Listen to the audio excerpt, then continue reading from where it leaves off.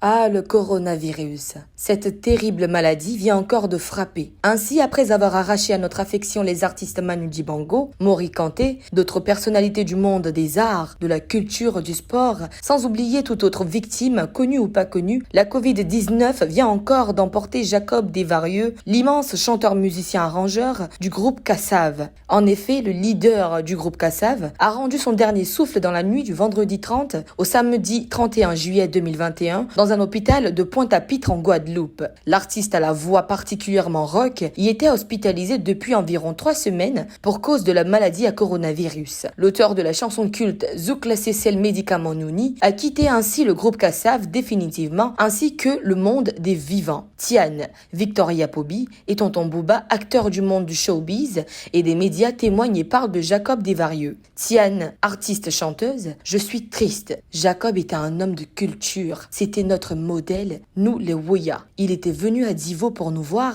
et nous donner des conseils parce qu'il était un ami de François Cognan. Je savais qu'il était malade, nos prières n'ont pas pu le sauver. Je suis très triste. Condoléances au groupe Kassav et paix à son âme. Victoria Pobi, président du Comici, Jacob était mon ami. Il aimait beaucoup la Côte d'Ivoire. Sa mort est une lourde perte pour la Côte d'Ivoire et le monde musical. Il était en juillet 2019 en Côte d'Ivoire pour donner 2 concerts et il m'a dit qu'il est toujours heureux de venir en Côte d'Ivoire. C'est de la Côte d'Ivoire que le succès planétaire de Kassav est parti. Tonton Booba, ex-animateur à la RTI, quand Kassav est venu en Côte d'Ivoire en 1985, c'est moi qui les ai reçus sur le plateau de la télé. C'est encore moi qui ai présenté le groupe lors de leur premier concert en Côte d'Ivoire en 1985, à commencer au Palais des Sports de Trècheville et ensuite Bouaké.